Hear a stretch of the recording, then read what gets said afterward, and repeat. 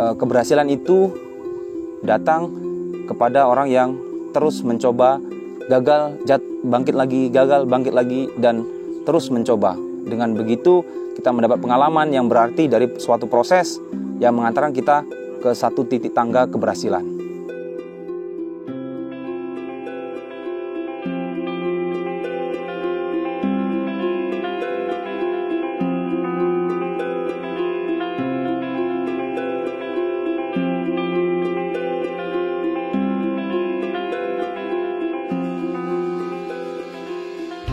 Assalamualaikum warahmatullahi wabarakatuh. Perkenalkan, nama saya Bapak Dwi dari petani Banjar Seminai, Kecamatan Dayun. Untuk saya musim ini kami petani budidaya melon di lahan replanting desa di tempat Pangkalan Makmur, Kecamatan Dayun. Jadi dengan adanya program replanting atau penumbangan tahap kedua tanaman di kelapa sawit, sambil menunggu lahannya produksi, kami memanfaatkan lahan yang kosong atau yang tidak terpakai menjelang sawitnya produksi. Kami berbudidaya tanaman melon dan semangka. Untuk musim ini kami berbudidaya tanaman melon. Nah, di kebun ini mungkin agak sedikit perbedaan dengan petani-petani melon yang lain, di mana memanfaatkan lahan memang yang murni kosong atau lahan yang khusus untuk budidaya melon. Kami di sini menanam di sela-sela atau di antara tanaman pohon sawit. Nah, jadi satu sisi bagi petani-petani sawit atau yang punya kebun bisa dimanfaatkan lahannya untuk tanaman atau berbudidaya tanaman-tanaman yang cepat seperti melon dan semangka. Untuk varietas yang saya tanam di musim ini yaitu saya menanam benih melon golden, yaitu Alisa dari Panah Merah. Jumlah tanaman sekitaran di 1000 sampai 1500 batang, yang mana usia sekarang sudah menginjak di 60 sampai 62 HST. Proses perjalanan tanamannya dengan cuaca yang sedikit ekstrim dari awal-awal sampai sekarang, kami merasakan memang agak sedikit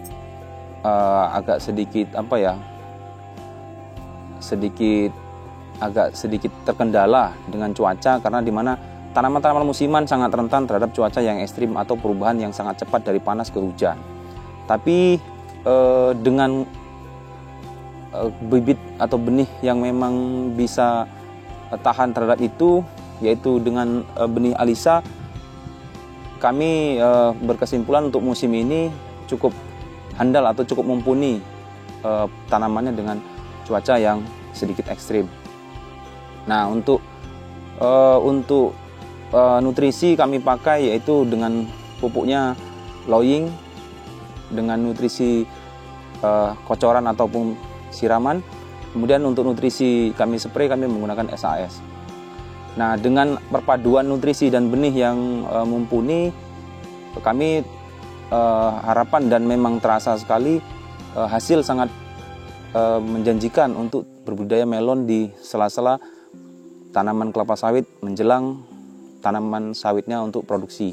Jadi bagi petani-petani PSR, terutama petani-petani yang memang tidak ada penghasilan lain atau sambil menunggu lahannya sawitnya produksi, bisa dimanfaatkan untuk tanaman budidaya tanaman melon. Dengan kondisi yang ketidakstabilan harga, dalam arti harga maupun TBS atau harga hasil budidaya, itu juga jadi masalah tersendiri bagi petani-petani rakyat atau petani-petani yang mandiri di wilayah Kecamatan Dayun khususnya, yaitu di Pangkalan Makmur atau Banjar Seminai, petani-petani yang menanam tanaman horti atau palawija. Jadi dengan ketidakseimbangan harga pupuk dengan harga produksi, itu juga jadi kendala khususnya bagi kami petani-petani yang memang yang memang bisa dalam arti kondisinya sangat fresh atau kondisi yang memang pas-pasan lah ya. Harapan kedepannya mungkin banyak atau kebijakan-kebijakan dari pemerintah atau Pemda setempat bisa menstabilkan harga tersebut sehingga ada penghasilan lain bagi petani-petani rakyat, petani mandiri menjelang sawitnya di 4 tahunan produksi bisa dimanfaatkan untuk berbudidaya tanaman horti, khususnya yang kami laksanakan yaitu budidaya melon. Nah, dengan perjalanan waktu di 62 HST, waktu tanaman melon ya cukup banyak rintangan-rintangan yang memang dialami di berbudidaya melon, khususnya perubahan cuaca, pertumbuhan yang tidak merata, kemudian penyakit yang sedikit ekstrim, yaitu salah satunya jamur pada tanaman melonnya. Itu juga menjadikan suatu batu sandungan bagi petani-petani mandiri khususnya. Tapi dengan semangat juang dan semangat berbudidaya, yaitu ada budi dan dayanya, sehingga bisa mengantarkan kami petani-petani melon sampai titik di 62 HST ya, yang alhamdulillahnya hasilnya tidak mengecewakan seperti itu. Jadi dengan kondisi yang seperti ini, penyakit yang memang dirasakan sekali yaitu bercak daun atau busuk pada daun di tanaman melon. Nah, kemudian yang terasa sekali yaitu di kondisi hama seperti lalat buah yang memang menjadi masalah utama di tanaman melon, karena dengan aromanya memancing lalat buah, dan itu juga mempengaruhi kualitas buah yang nanti kita jual ke pengepul atau agen-agen atau ke lapak-lapak penjual buah di pasar. Jadi petani juga mengusahakan gimana kualitas buah tetap terjaga, kemudian dari mulai rasa, bentuk, dan warnanya bisa menjadikan buahnya menjadi buah unggulan seperti yang memang dirasakan langsung ke pecinta-pecinta atau penikmat-penikmat buah melon di rumah tangga atau di masyarakat umumnya. Seperti itu. Jadi dengan kendala itu ya alhamdulillah kami juga bisa melewati fase-fase itu, walaupun agak sedikit ya berkelimpungan ya dalam segi penanganan, agak sedikit ekstra, tapi ya masih bisa diberi kelapangan rezeki oleh Yang Kuasa sehingga bisa titik 62 ST dan menjelang panen untuk varietas Alisa F1 dari Panah Merah. Nah, kami juga ya berterima kasih supportnya kepada dari penyedia benih Panah Merah, kemudian dari pupuk yaitu nutrisi dari Loying, kemudian dari SAS sendiri bisa menghantarkan salah satu tangga kesuksesan bagi petani-petani melon kita yang ada di Kecamatan Dayun khususnya. Nah, jadi pola budidayanya di melon yang saya terapkan ini yaitu dari pengolahan lahan memang saya sendiri tidak menggunakan pupuk kandang yang pertama. Jadi saya pengolahan lahan yang sudah ada ini saya olah lagi, saya bajak, kemudian saya tabur dolomit untuk menetralkan keasamannya. Kemudian saya kasih pupuk dasar yaitu NPK Mestivoska 15-15 dari Loying. Nah, kemudian setelah itu kami spray dengan dekomposernya yaitu FNS dari SAS untuk bakteri pengurai atau pembunuh menghalau jamur-jamur di tanah, yaitu yang menyebabkan gangguan nanti pada tanaman kami di awal-awal. Nah, setelah itu di kisaran 10-14 hari kami tutup mulsa, kemudian proses pelubangan dan penanaman. Kemudian setelah itu kami terapkan memang yaitu pruning atau pemotongan pucuk melon, dan yang kami pelihara yaitu di 2 cabang utama untuk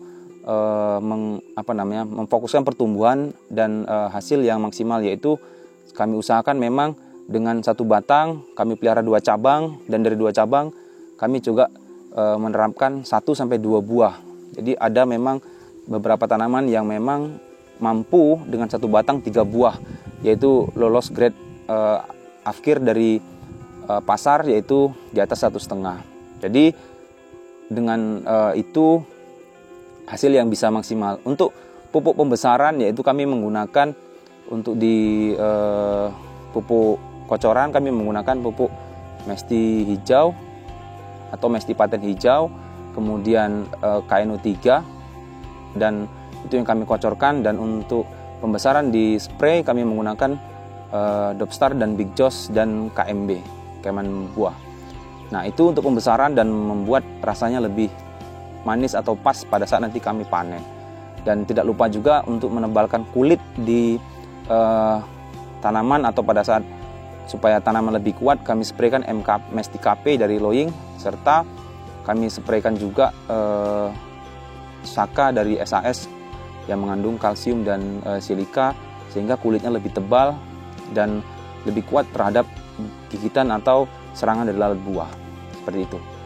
Ya, jadi prinsipnya sebetulnya untuk kita berbudidaya, khususnya berbudidaya pertanian di sela-sela ladang replanting atau perkebunan sawit yang replanting, di sela-sela itu tetap ada rintangan dan halangan sebetulnya. Ya, dalam segi apa, untuk pertanian itu butuh modal agak sedikit kuat dan mental juga yang kuat.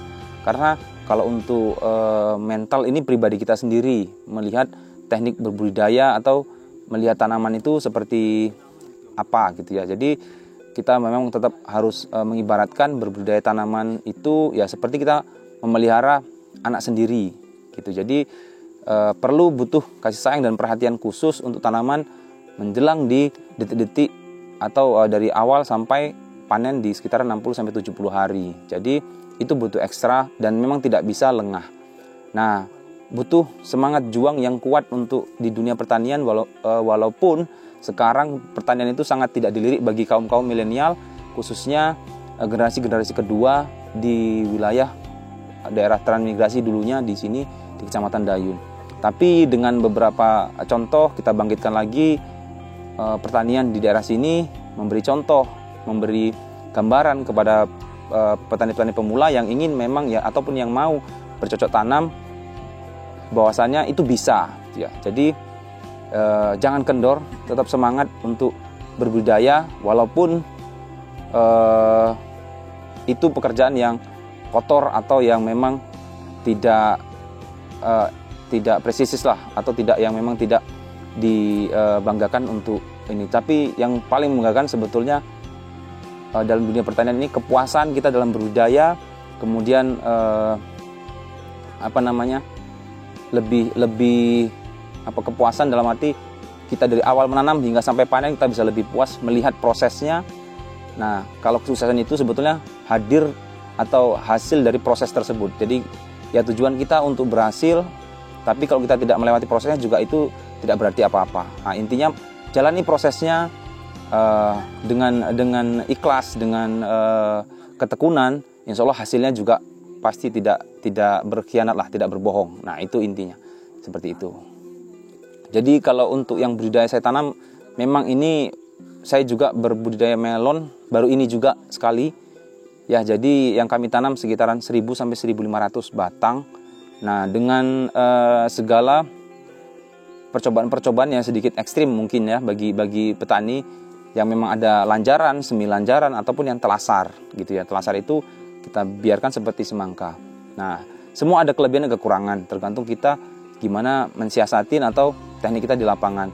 Untuk yang ditanam ini estimasi sih sebetulnya kita juga tidak mulu-mulu per batang untuk di melon, karena standarnya beda dengan semangka. Dia lebih kecil ya, di pasaran di atas 1,2 sampai 1,5 sudah masuk timbang ya, dan dengan kita buahkan 2 ya insya Allah bisa dapat 4 kilo lah per batang. Nah, seperti itu. Jadi bisa kita estimasikan seperti itu kali per batangnya. Ya, jadi dengan kerusakan minimal ya ditekan di bawah 5% lah. Nah, gitu. Jadi untuk penjualan sebetulnya dengan kondisi seperti ini, cuaca juga memungkinkan untuk konsumsi, sepertinya ya memang di fase-fase sehabis lebaran itu kebutuhan sangat tinggi sebetulnya. Jadi kita juga nggak usah sanksi untuk sebetulnya penjualan. Itu sudah banyak pengumpul-pengumpul yang memang ingin atau belanja dengan produk atau hasil pertanian yang kita tanamkan khususnya untuk melon, seperti itu. Jadi kalau menjanjikan sebetulnya sangat menjanjikan, gimana kita ketekunan dan ketelatenan untuk berbudidaya itu sendiri, seperti itu. Ya boleh nanti beberapa atau memang ada teman-teman yang memang ingin bertanya atau sedikit kita sharing tentang teknik berbudidaya, boleh ke kita atau petani kita di Banjarseminai atau di Pangkalan Makmur sendiri. Ya, kami juga tetap welcome bagi petani-petani pemula khususnya yang ingin belajar atau sharing-sharing tentang berbudidaya tanaman melon khususnya.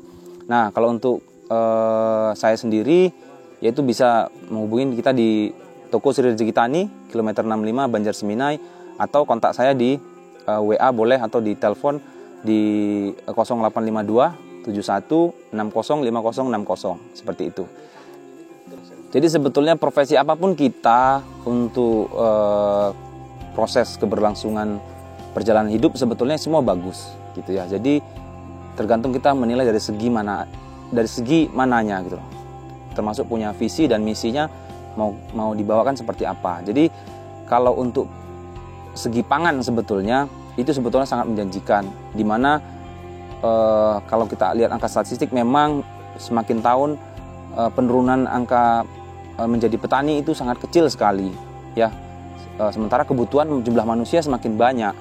Nah, tapi memang beberapa kaum milenial kita melihatnya itu pekerjaan yang kotor, yang jorok atau kurang menggairahkan atau kurang menguntungkan bagi mereka. Jadi satu sisi ada pertimbangan yang memang harus matang di situ untuk ketelatenan khususnya. Ya semua pun apapun kalau kita tidak telaten atau tidak tekun ya semua juga tidak berarti apa-apa gitu. Jadi ya petani itu baik, petani itu kotor, petani itu menuju kesuksesan, seperti itu. Ya jangan takut untuk mencoba, semua ada prosesnya. Saya mengutip kata-kata motivasi yang memang keberhasilan itu datang kepada orang yang terus mencoba, gagal, bangkit lagi, gagal, bangkit lagi, dan terus mencoba. Dengan begitu kita mendapat pengalaman yang berarti dari suatu proses yang mengantarkan kita ke satu titik tangga keberhasilan. Mungkin itu. Terima kasih. Assalamualaikum warahmatullahi wabarakatuh.